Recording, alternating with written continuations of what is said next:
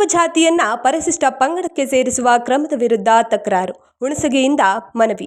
ಯಾದಗಿರಿ ಜಿಲ್ಲೆಯ ಹುಣಸಗಿ ತಾಲೂಕಿನಲ್ಲಿ ಕುರುಬ ಜಾತಿಯನ್ನ ಪರಿಶಿಷ್ಟ ಪಂಗಡದಲ್ಲಿ ಸೇರಿಸುವ ರಾಜ್ಯ ಸರ್ಕಾರದ ಕ್ರಮದ ವಿರುದ್ಧ ತೀವ್ರ ವಿರೋಧ ವ್ಯಕ್ತವಾಗಿದೆ.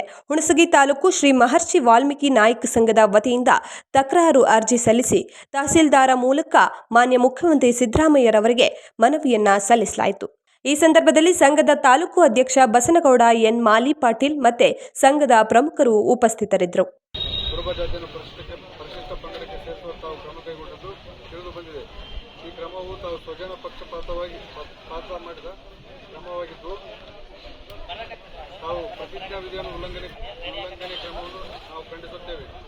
ಬೀದರ್ ಜಿಲ್ಲೆಯ ಗೊಂಡ ಮತ್ತು ರಾಜಗೊಂಡ ಜಾತಿಗಳು 1976ರ ಪೂರ್ವದಲ್ಲಿ ಇದ್ದವು. ಅವು ಮಧ್ಯಪ್ರದೇಶದ ಗೊಂಡ ಪ್ರದೇಶದಿಂದ ವಲಸೆಗೊಂಡ ಕುಟುಂಬಗಳು ಆಗಿದ್ದವು. ಅವು ಯಾವುದೇ ಮಾನದಂಡದಲ್ಲಿ ಕುರುಬ ಜಾತಿಯನ್ನು ಹೋಲುವುದಿಲ್ಲ. ಕಾರಣ ಪರಿಶಿಷ್ಟ ಪಂಗಡಕ್ಕೆ ಸೇರಿಸುವುದು ಆಕ್ಷೇಪಣೆ ಅರ್ಹ. ಕಾರಣ ನಾವು ಅದನ್ನು ವಿರೋಧಿಸಿ ತಕರಾರು ಸಲ್ಲಿಸುತ್ತೇವೆ. ಕುರುಬ ಜಾತಿಯು ಒಂದು ಅಲೆಮಾರಿ ಬುದ್ಧಿವಂತ ಜಾತಿಯಾಗಿರುತ್ತದೆ. ಪ್ರತಿಯೊಂದು ಕುರುಬ ಕುಟುಂಬವು 1 ಕೋಟಿಗಿಂತ ಹೆಚ್ಚಿನ ಮೌಲ್ಯದ ಕುರಿಗಳ ಸಂಪತ್ತನ್ನು ಹೊಂದಿರುತ್ತದೆ. ಕುರುಬ ಜಾತಿಯು ಆರ್ಥಿಕವಾಗಿ ಸಬಲ ಆಗಿರುತ್ತಾರೆ. ಕುರುಬ ಜಾತಿಯು ಹಲವಾರು ಶೈಕ್ಷಣಿಕ ಸಂಘ ಸಂಸ್ಥೆಗಳನ್ನು ಹೊಂದಿರುತ್ತದೆ. ಅವರ ಸಂಸ್ಥೆಗಳು ಎಲ್ಲ ಪ್ರಕಾರದ ವೈದ್ಯಕ, ತಾಂತ್ರಿಕ ಇತ್ಯಾದಿ ಕಾಲೇಜುಗಳನ್ನು ಹೊಂದಿರುತ್ತದೆ. ಕುರುಬ ಜನಾಂಗದ ಶೈಕ್ಷಣಿಕ ಮಟ್ಟವು ಈಗಿನ ಪರಿಶಿಷ್ಟ ಪಂಗಡ ಶೈಕ್ಷಣಿಕ ಮಟ್ಟಕ್ಕಿಂತ ಜಾಸ್ತಿ ಮುಂದುವರೆದ ಜಾತಿಯಾಗಿರುತ್ತದೆ. ಅದನ್ನು ಪರಿಶಿಷ್ಟ ಪಂಗಡ ವರ್ಗಕ್ಕೆ ಸೇರಿಸುವುದರಿಂದ ಈಗಿನ ಪರಿಶಿಷ್ಟ ಪಂಗಡದ ಬುಡಕಟ್ಟುಗಳು ಅವಕಾಶ ಮತ್ತು ಸೌಲಭ್ಯಗಳಿಂದ ವಂಚಿತ ಆಗುತ್ತದೆ. ಕಾರಣ ಈ ಕುರುಬ ಜಾತಿಯನ್ನು ಪರಿಶಿಷ್ಟ ಪಂಗಡಕ್ಕೆ ಸೇರಿಸುವುದನ್ನು ವಿರೋಧಿಸಿ ತಕರಾರನ್ನು ನೀಡುತ್ತೇವೆ. ರಾಜ್ಯ ಮಟ್ಟದಲ್ಲಿ ಮತ್ತು ರಾಷ್ಟ್ರ ಮಟ್ಟದಲ್ಲಿ ಕುರುಬ ಜಾತಿಯ ಪ್ರಭಾವಿ ನಾಯಕರು ಇರುತ್ತಾರೆ. ಅದರಿಂದ ಸಂಸದ ಮತ್ತು ವಿಧಾನಸಭೆ ವಿಧಾನ ಪರಿಷತ್ಗಳಲ್ಲಿ ಸಾಮಾನ್ಯ ವರ್ಗದ ಅಡಿಯಲ್ಲಿ ಜನಪ್ರತಿನಿಧಿಗಳ ಸಂಖ್ಯೆಯು ಕುರುಬ ಜಾತಿಯವರವರು ಅಧಿಕವಾಗಿರುತ್ತದೆ. ಕುರುಬರು ಸಾಮಾನ್ಯ ವರ್ಗ ಮತ ಕ್ಷೇತ್ರಗಳಲ್ಲಿಯೂ ಸಾಕಷ್ಟು ಸಂಖ್ಯೆಯಲ್ಲಿ ಆರಿಸಿ ಬಂದಿರುತ್ತಾರೆ.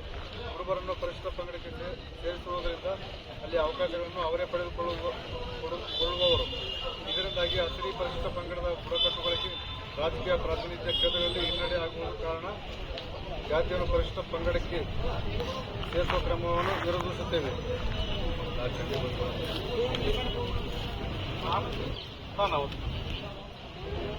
ಕುರುಬ ಜಾತಿಯ ಹಿಂದೂ ಸಮಾಜದಲ್ಲಿ ಉನ್ನತ ಸ್ಥಾನವನ್ನು ಹೊಂದಿದೆ.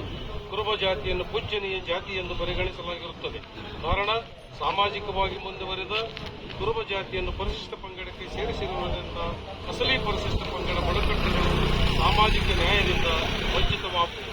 ಕಾರಣ ಮೂಲಕ ಕುರುಬ ಜಾತಿಯನ್ನು ಪರಿಶಿಷ್ಟ ಪಂಗಡಕ್ಕೆ ಸೇರಿಸುವ ಸರ್ಕಾರದ ಕ್ರಮವನ್ನು ವಾಲ್ಮೀಕಿ ನಾಯಕ ಹುಣಸಗಿ ತಾಲೂಕು ಘಟಕ ವಿರೋಧಿಸುತ್ತದೆ.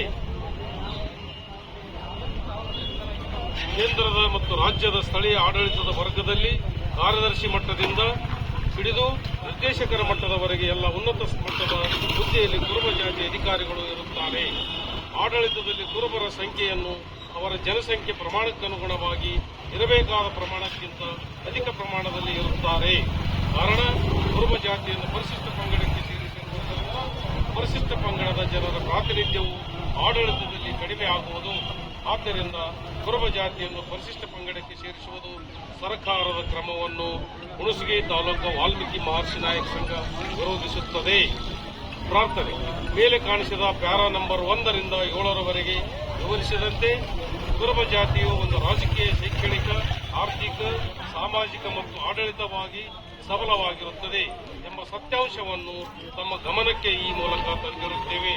ಹಾಗೂ ಕುರುಬ ಜಾತಿಯನ್ನು ಪರಿಶಿಷ್ಟ ಪಂಗಡಕ್ಕೆ ಸೇರಿಸಿರುವುದರಿಂದ ಅಸಲಿ ಪರಿಶಿಷ್ಟ ಪಂಗಡದ ಬುಡಕಟ್ಟು ಪಂಗಡಗಳನ್ನು ಮತ್ತಷ್ಟು ಹಿಂದುಳಿದ ಚಿಂತಾಜನಕ ಸ್ಥಿತಿಗೆ ತಳ್ಳಲಾಗುವುದು ಹಾಗೂ ಅವರನ್ನು ಸಾಮಾಜಿಕ ನ್ಯಾಯದಿಂದ ದೂರ ಇಡಲಾಗುವುದು.